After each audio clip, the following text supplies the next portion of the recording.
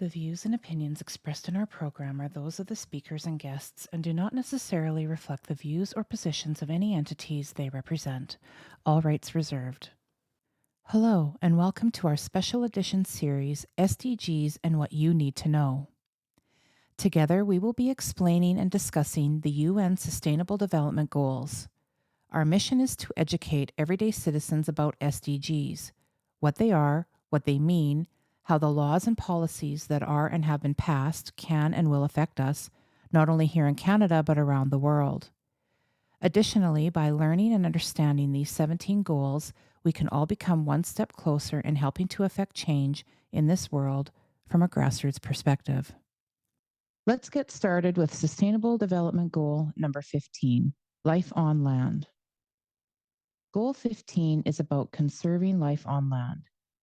It is to protect and restore terrestrial ecosystems, sustainably manage forests, combat desertification, and halt and reverse land degradation and stop biodiversity loss. Healthy ecosystems and the biological diversity they support are a source of food, water, medicine, shelter, and other material goods. They also provide ecosystem services, the cleaning of air and water, which sustain life and increase resiliency in the face of mounting pressures. Nevertheless, human activities have profoundly altered most terrestrial ecosystems. Around 40,000 species are documented to be at risk of extinction over the coming decades. 10 million hectares of forest are being destroyed each year, and more than half of key biodiversity areas remain unprotected. I'd like to turn the mic over to Mark to begin our discussion. Yeah, so the answer to life on Earth or terrestrial is CO2. We need more of it. Let's green the planet.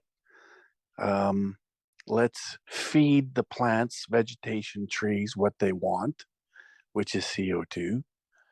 And let's let them, as I mentioned, this study that came out, and it's still up on the NASA website if anyone wants to look, came out a couple of years ago where, they wanted to understand why the Earth was greening so much in the last couple of decades, and it's because of higher levels of CO2 in the atmosphere. So, let us do what we do. Mother Nature will look after herself. We're all part of the same cycle of life. More CO2 equates to more vegetation, more greening, bigger trees, bigger leaves, which equates to more food for animals and more food for growing population. And it's all part of this symbiotic relationship that we have with Mother Nature. And and I completely understand, when it comes to hunting and managing, how much we're harvesting, how many wild animals we're harvesting. But as soon as you start limiting, beef production or domestic production of food, then people will resort to going to, wild animals and harvesting more wild meat.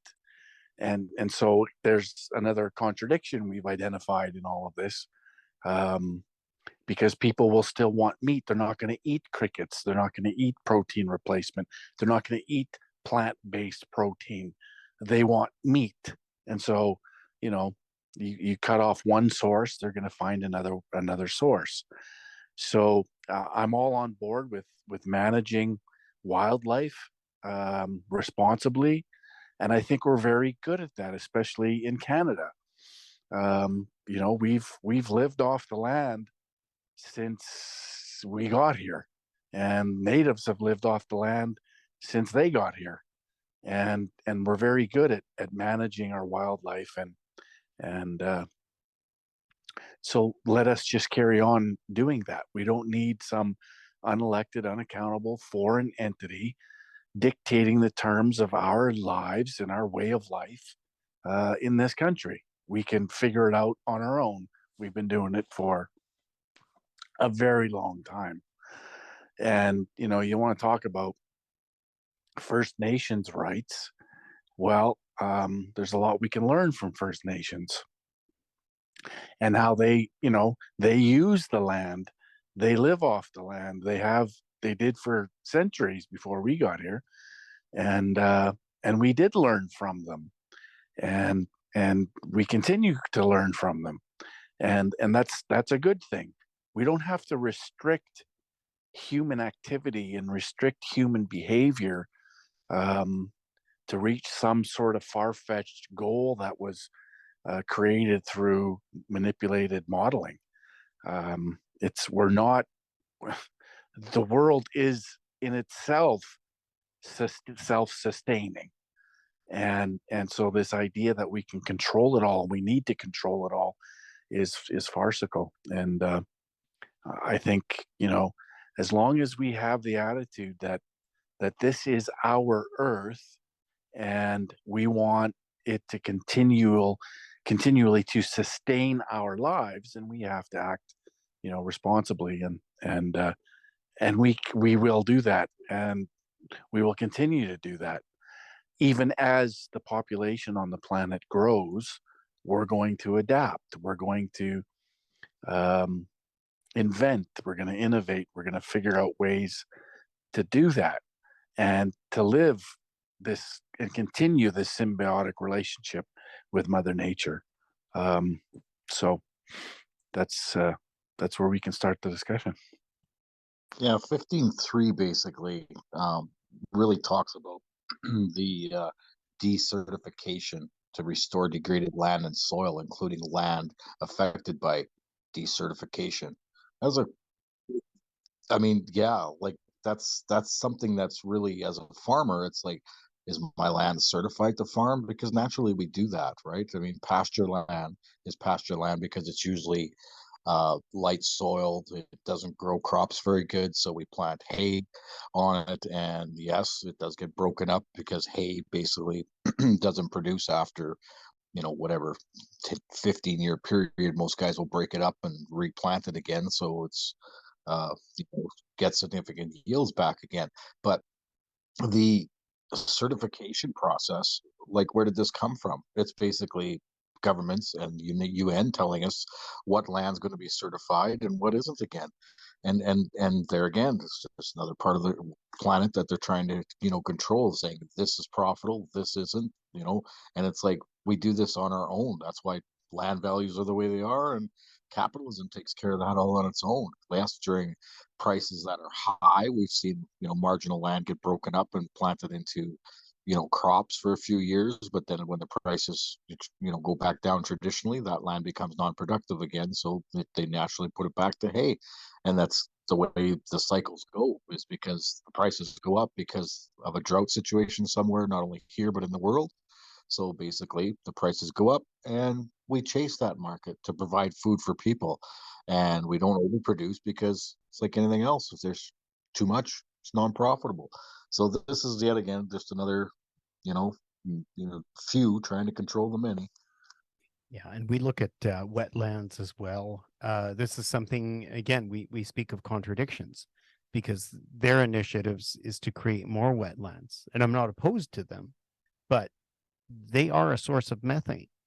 So if you're wanting to decrease methane, whether it's through the removal of cattle and beef from the prairies, and you're replacing it with wetlands, eh, we're just trading one for the other, and they get to decide which one we have. We don't get to eat meat, but we can have methane coming from wetlands that may or may not have, waterfowl or, fish, aquatic life in them. So, again, if you create a wetland, how do you create that ecosystem where you're going to get this? Because again, you can create a desert in the middle of Canada, or you can create a wetland in mid Canada. Doesn't mean everything else is going to come along with it, because nature has a way of doing some of these things. And it's for us to duplicate it. Like, when have we ever been successful at duplicating nature? I can't think of any examples. And so, to that point, when I think of wetlands, I'm also thinking of peat mosses and what they're using for biofuels. Countries like Finland, over 5% of their energy comes from peat moss. And so they're pulling the peat out, drying it, and then processing it and burning it. And arguably, that's worse than burning coal. So, like, yeah, and you look at Sweden. Okay, Sweden is a big contender of peat moss use. So, where are the elites right now? You know, yeah, um, they're all over there. The Baltics, Romania, Ireland, these places all use peat to extremes. Florida, there has been some limitation there too as to how much peat gets extracted off of the coast, but it's being exploited, and it's a bigger offender than coal. So, and most people would agree that coal is the dirtiest fuel out there, next to peat moss. So, it just speaks of this contradiction time and time again. And the word, just because it has biomass in it, people think that it's a green term, and it's like, well, get with the program. That's a dirty word. Uh, because it's been framed that way, right? exactly. Narrative is Yeah, exactly. The narrative created and the perception is then created. Oh, biomass, that's nice. Yeah, most people don't think twice about what biomass actually is. Chimney fires, soot. There you go. That's biomass at work. You look at the bigger things, whether it's hydroelectric power, nuclear power, natural gas, like just way, way cleaner when it comes to emissions. And, that emission reduction, that's what greens the planet. You have entire cities that are covered by smog, by burning natural gas, hydroelectric power, and that's what cleans up cities. You look at California, if you wanted to take some examples from the 80s to where they are today. So some of their agenda is going to include, and I think it's important to mention this within this goal, is going to be restricting human activity, outside urban centers, right? And they're definitely moving towards that. They want to see a whole lot less human impact, quote unquote, um, in nature. And so there is going to be a move toward restricting human activity, and there already is in places where you need a permit to enter some area, and so this restriction is going to become more apparent, uh, especially in Canada, where we have this vast amount of wildlands and national parks and provincial parks and you name it. And there's going to be coming a little bit more restriction to the point of maybe total restriction, where they want to see these wildlands completely without human activity and completely um, you know wild once again. And this sort of idea that you know again humans can't possibly interact with mother nature, because we're humans and we don't understand our impact, which again is complete hogwash, but there is a move toward that. There sure is. And we can see that in the Banff National Park. You have to pay a toll to get into the park. And same with whale tourism off of the coast of British Columbia. The zones have widened up to 800 meters for whale watching. And so you need a good set of binoculars in order to see a whale. Otherwise, you're just seeing the whale's house, which is, the vast expanses of the ocean. For the select few, you get on the right boat at the right time in the right place, and you have the right connections, you can go see the whale 100 meters, not 800 meters like the rest of the tourists do. And so that again speaks to that whole double standard, and nothing is fair for common everyday folks like myself and other people here in this space. So, Well, yeah, and speaking of that, and if you want to talk about the double standards, the goal literally starts out as sustainably managed forests. Well, if we talk about if we're talking about sustainable and activity by humans in forests, then whatever are we doing with solar? So, what I would like to challenge the audience and the listeners who might be pro solar, because we're going to get arguments with this, and that's great because this will be a great opportunity for us to talk about this with everyone, right? That perhaps people should start looking into what type of deforestation and how much and how many millions of trees are being cut off worldwide in order to make space for solar farms. That's a big deal. Another contradiction. Huge contradictions throughout. And what kind of space, so, does that take? So you go in the country and you lay all these solar panels and, what you say, open land. But what effect does that have on the wildlife that's, out there? What effect does the solar farms have on the environment that it's there? I mean, the grass and so on and so forth, the erosion factor. I mean, they're disgusting. They are not sustainable. I'd say, speaking from Mother Nature, corporate structure is not sustainable to basically Mother Nature. And that's really what we're battling, is because corporate structure still wants to capitalize by moving us all into cities, by moving, controlling people in a smaller, the smallest geographical input that they can basically have, right? Not input, but what was the word I'm looking for? Footprint. That's the word I'm looking for. Shave left that out. But so the smallest geographical footprint that they could possibly have us in, and so their corporate structure will still work. That is the problem. They don't want small communities. They want big cities that they can basically control and provide for. That's the whole goal. Okay. So the picture I want to paint for you, Richard, is if we were to take the energy usage that the United States is currently using and extrapolate that across to solar, you would need 100% coverage of the United States, every acre, every hectare, every square foot. And then you multiply it by 3. That's what you would need for solar to power what they need right now. And so you would have North America as one big black solar panel. And, where is nature at that point? Where is biodiversity? Where is life? Where's human life, human activity? It simply doesn't exist. And there's your net zero. And so, yeah, we're going to need a whole lot of solar panels out in the ocean in order to make 3 times the. And when we do that, all we'll do is heat the ocean and kill all life. Exactly. Or she'd be Arizona all day long, 110 every day.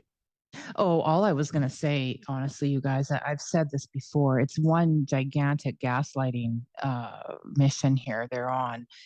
They're basically telling us what, they're putting the fear into humanity about and using all of these words, the word salad, as we've mentioned before, to make it seem like we're the perpetrators of all of this unsustainability, when they're the ones that are going in and creating this mad chaos and disrupting nature as we know it. And you can find it in the descriptions of every single one. They contradict themselves constantly, and the gaslighting is a complete insult to our intelligence, and it's deeply concerning. It is concerning. And we look at target number 15.7 to take urgent action to end poaching and trafficking of protected species. And again, too, aren't we currently doing this? And we're implementing more and more environmental officers across the prairies, like to the tune of about 1,100. That's what the want ad was looking for. And it's like, what are our current officers doing? And we hear of a handful of incidences every now and then. This is not a daily occurrence. And just by putting more boots on the ground isn't going to expose more, because, poaching is typically it's turned in by an anonymous caller anyway. So putting more resources to this, what is that going to do? it's just going to bottleneck everything and cost fortunes. And you aren't going to deter the hardcore poachers anyway if they're looking for that trophy deer or whatever, and they've come up from a different destination. Manitoba and Canada as a whole, their tourism industry is fairly large, and so if they're going to come here and poach it, how are we going to stop that one off by just putting another 1,100 people on, like, boots on the ground? I just don't see it. There's no justification for the expense. Like the rest is kind of, it all talks about mobilize significant resources from all sources to finance sustainable forest management to provide adequate incentives. Like, what the hell? Every tree farmer that I know, or any commercial harvesting, when they harvest a million trees or 10 million trees, they're going to go back and replant it by twice the number or 10 times the number of trees they're taking down. So again, we've got more trees today than we did in the year 2000. And it's like, why are you regulating something that doesn't need to be regulated? It's taking care of itself perfectly well. It's just going to cost fortunes. And again, I see that as an exercise to bankrupt everyday citizens, to force the UBI to create this codependence on government regulation, where a farmer or a rancher can't take care of a situation on their own property. Like, if you'd have a poacher on your property, Richard, you could take care of that quite easily. Imagine how hard it would be to control or regulate people that live off the land. And so this is why they have this agenda to push people from rural to urban, and they want everyone living in urban centers. That's the ultimate goal, because you can't control people that live off the land, that live off grid, that live, in small communities. They're much harder to control. Just like they want to destroy small business and medium-sized business and the middle class, because once everybody is poor and dependent and stuck in a city, they're they're all much easier to be controlled, rather than the people living in smaller communities in rural Saskatchewan or Alberta or up north or what have you. Um, it's much harder to regulate those people and to control those people. And this is what they want. They want control of all aspects of everybody's life. And I would argue our Aboriginal populations are disproportionately represented here, because they are the Northerns. Many of them are still, sustenance. They provide. Yeah, 100%. They are still living a way of life that was 100 years old. High-speed internet hasn't hit their communities yet. Whale hunts, moose hunt, the bear hunt, Trapping. This is historically significant, and it's been a way of life for generations. And for them to be forced into suburban communities, like, Well, we've seen how successful that's been. it hasn't been. We have living and dying proof on the streets of Winnipeg right now. Even the reserve system, the Indian Act, has been an abject failure to hoard a whole people into a reserve system is just and again, the government likes to turn it on to us. It's our fault, but in actual fact, it isn't. It was government that made these decisions. It was government that created this system, and it's been an abject failure from day one till now. Take the human spirit away, and they become very, very complacent and reliant. And that's what this is all about. First Nations are the example of what they want to do to the rest of us. They truly are. And we can see by the record, the historical record has not been good. I don't want to live anything like that. I don't want to be dependent, anywhere near dependent on government for my life and my survival. Well, and we have many examples where you have a person that living on on a reserve needing medical attention, and it's hours away. And by the time you even get a STARS helicopter out there, it's game over. These people arrive in a morgue. They don't arrive at the hospital anymore. There is no hope for them. And you see that over and over, many examples, suicide rates, you look at hygiene and all those related diseases. But it's also their own governments that are doing it because they are governed themselves.